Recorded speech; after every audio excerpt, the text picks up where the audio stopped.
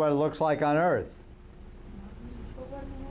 The reason is that the difference in the force of gravity on the bottom of the candle to the top of the candle is much greater on Earth than it is on the moon. So the forces on the flame are more equalized on the moon, and it forms almost a spherical shape.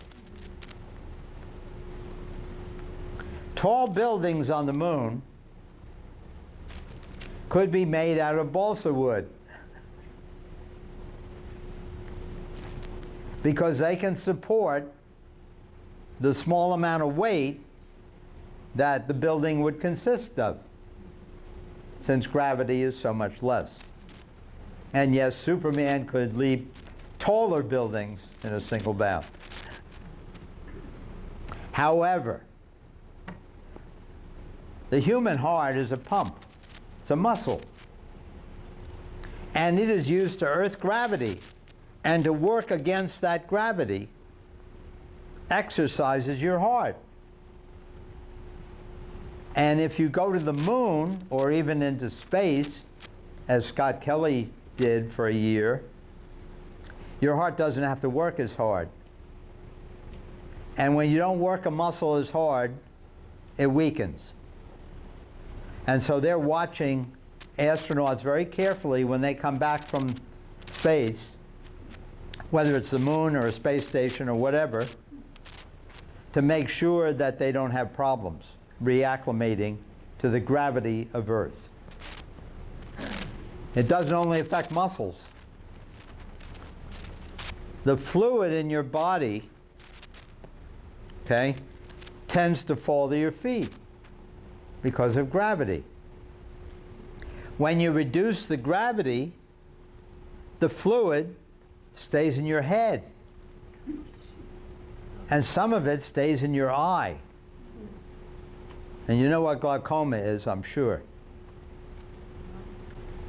It becomes such a serious problem that it can actually cause the retina to move forward, and your vision is permanently affected because of the reduced pressure, the increased pressure in your head from the fluid that's remaining there instead of dropping to your feet. So there's all kinds of biological implications of reduced gravity, yes? On the space station, would it be the same thing with the ice being endangering the muscles? Absolutely, yes. What is the gravity equal to that of the moon? Like 1/6 of what it is? Oh, it's even less. Ouch. It's even less. Yeah. So that can be a real problem. And the astronauts that have come back from long stints in the space station have had permanent damage to their vision. One astronaut wrote that it was a price he was willing to pay to be able to stay on the space station. And is the answer to stay in the space station and not come back? Well, if you look at what's going on here on Earth, it's not such a bad idea. Can it be prevented? Given the election especially. I won't get into that. Can it be prevented? When there isn't the gravity, is there a way of preventing that from building up?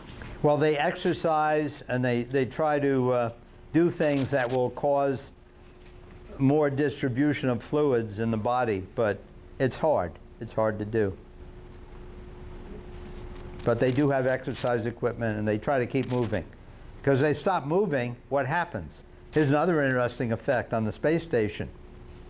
When you exhale, okay, you exhale carbon dioxide. Right. It's a gas. If you don't move, and you're on the space station, you have a cloud of carbon dioxide around your head. And it's hard to breathe. So they keep moving. You've always seen them, you know, they keep moving. They're always moving to get rid of that cloud. I always thought that was not enough gravity, that they're always floating. Yeah, that too. Absolutely. That's exactly right.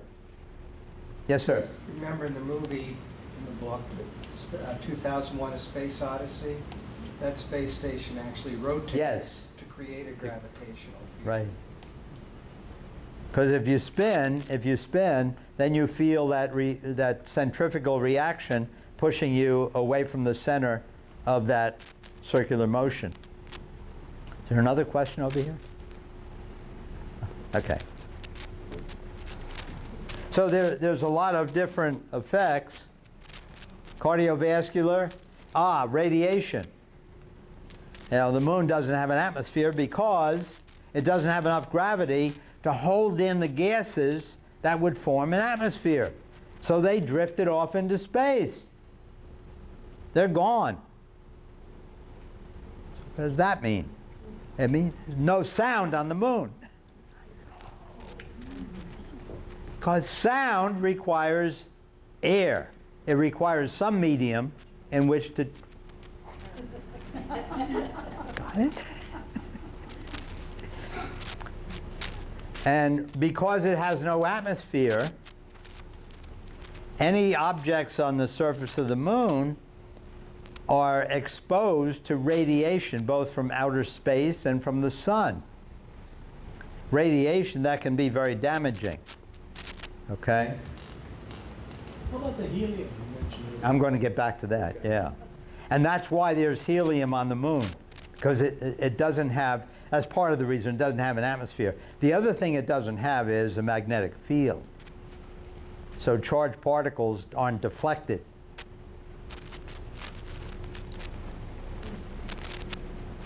What else have I got here? Exercise, different biological stuff. Oh, bone density. Bone density actually decreases because your bones don't have to support your body as much on the moon as they do on the Earth. So your bones lose mass. They get less dense. They get brittle. You have to be very careful when you come back to gravity on Earth. There are sensory motor implications, and of course all muscles in your body are affected. So the way to get around it is to exercise.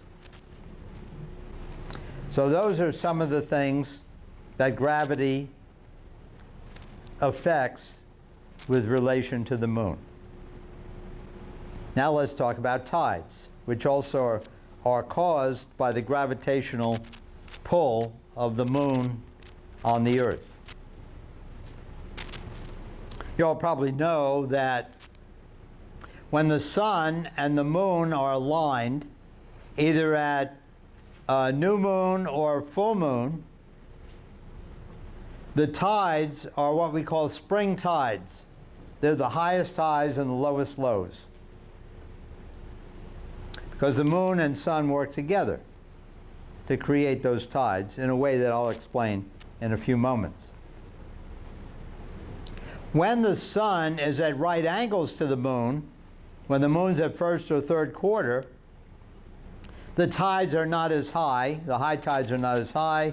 The low tides are not as low. They're called neap tides, N-E-A-P.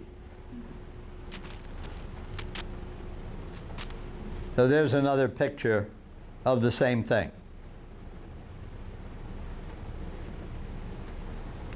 New moon, full moon, you get low lows and high highs, spring tides. First quarter, third quarter, you get high, less high, lower highs, higher lows, called neap tides.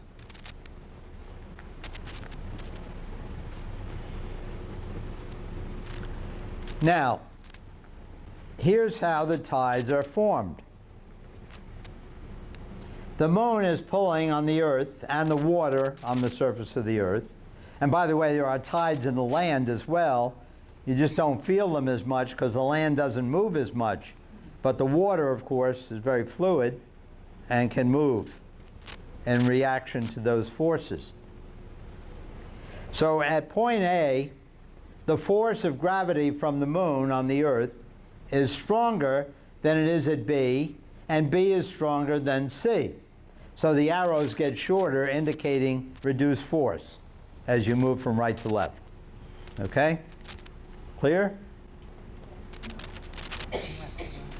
Now what happens if you apply a stronger force at A than you do at C. You stretch the object that you're applying the forces to. Okay? The forces are all in the same direction, but not as much at C as at A. So the water, in effect, gets stretched. It gets pulled so that you get a high tide here and you get another one here. Because here, the earth is being pulled away from the water with a little bit more force than the water is being applied to the water. Does that make sense?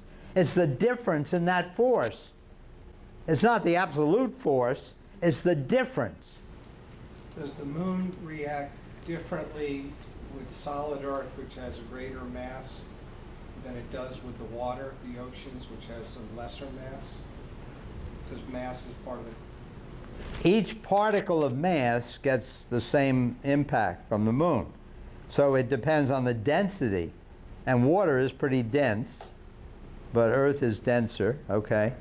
So there would be a little bit more force on a particle of Earth, on a pebble, than there would be on a drop of water. Right, but does that equalize to some degree A versus B, because B is more massive than A?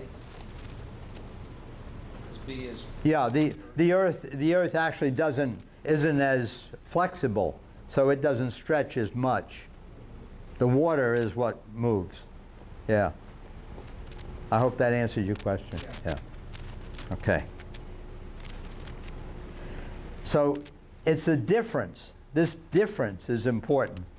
To illustrate how much of an effect this can have on water at the surface of the Earth, I've got this slide, and then I've got a little video to show you about the Bay of Fundy. The Bay of Fundy is shaped in such a way that the difference between high and low tides is about 50 feet in some places. It really makes a difference. So to show you this tremendous force that's being applied by the moon, I'm going to show this little video now if I can get it to work. Bear in mind that the time between low tides is about 12 hours and 25 minutes. Low tide at the Bay of Fundy. Here comes the water. Watch the boats.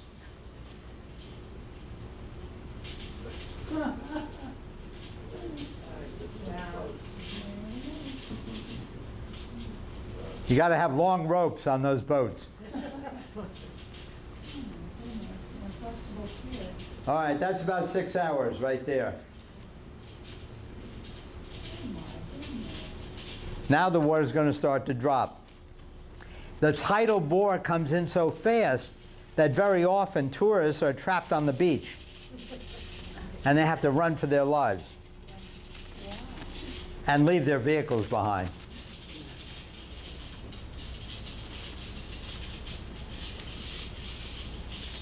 The noise you hear is just the boats rattling around.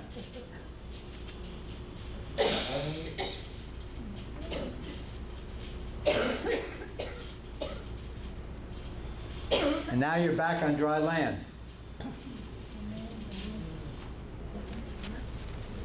Yes? Is that the same year round? Year round, yeah, yeah. Happens every day. Every day. Every day, twice a day. Well, not quite, okay. 12 hours and 25 minutes, for reasons that I'm going to explain. Okay. Now, why is it that this happens? The moon is going around the Earth from west to east. Everything moves from west to east, right? The Earth rotates on its axis from west to east. It moves around the sun from west to east. And the moon moves around the Earth from west to east. The moon makes one full journey with respect to the stars every 27.3 days. It's called the sidereal month. Sidereal is from a Latin word that meant steel, and they thought steel came from the stars. It's kind of interesting. So it takes the moon 27.3 days to line up again with respect to a distant star. Okay? However, during that period of time, the Earth has moved. The Earth has moved to the east. So here, the moon lines up again with the star, which is very far away, but if you look at it with respect to the sun, which is very close, and which governs the phases of the moon has to play catch-up. It has to go a little bit further to the east to get back lined up with the sun again.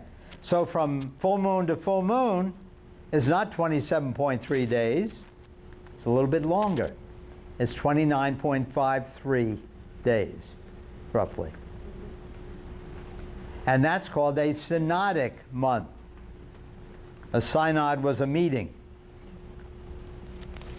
You remember from some of the Latin and some of the church doctrine.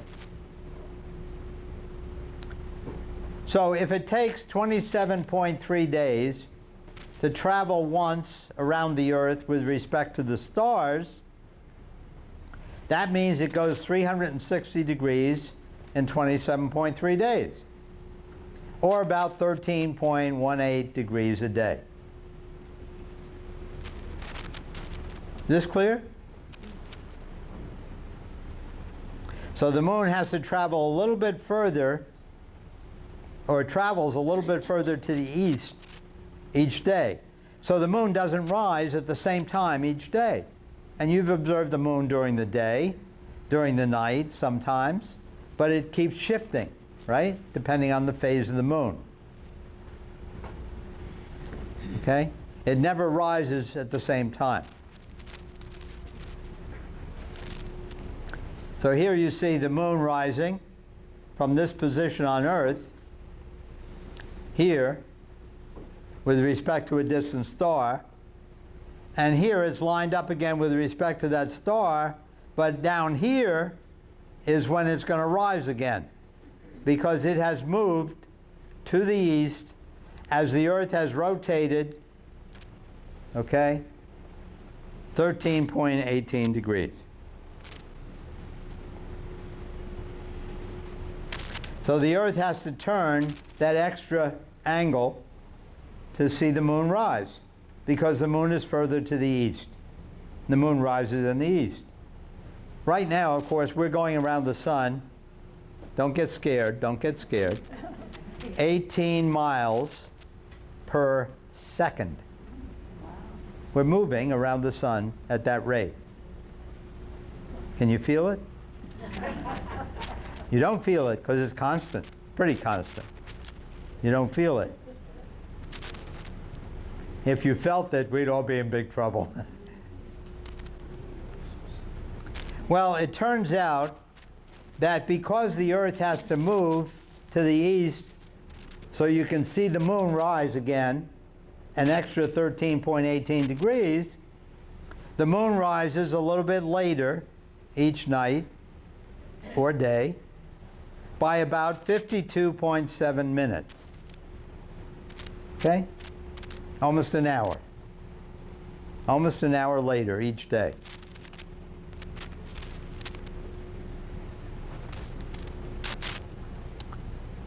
If the sun affected the tides more than the moon, well, you know a day is 24 hours, right? So the sun should cause tides every 12 hours, right? If the sun was controlling the tides, every 12 hours there'd be a high tide, and then another high tide 12 hours later. However, that's not what we observe. We observe, and I've taken this data from a NOAA website, on this particular day, there was a high tide at 3:01 a.m.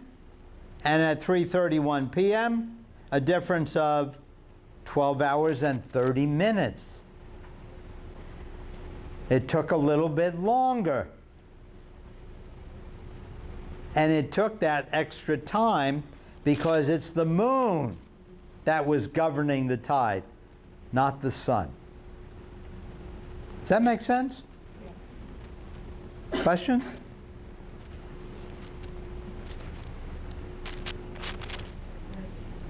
Half of 24 hours and 52.7 minutes would be 12 hours and 26.4 minutes. Close enough for government work, 12 hours and 30 minutes. Okay? If the moon were twice or 3 times as large as it is, then all this information you're telling us about tides and so forth, wouldn't it be that much greater? Oh, yes. Oh, yes. Absolutely. And by the same token, if we had more than one moon, Oh, it would get complicated. much more complicated, wouldn't it? And if the moon wasn't there, we probably wouldn't be here. Because the moon, it turns out, stabilizes the Earth's orbit. So without the moon, the seasonal variations would be much more chaotic, and life may not have ever arisen on Earth. We owe more to the moon than we think. So the sun keeps the Earth in orbit. It's many times more massive than the moon, and we know that therefore the gravitational force of the sun on the Earth is much greater. It's inversely proportional to the distance squared. So is that the explanation? No, not entirely.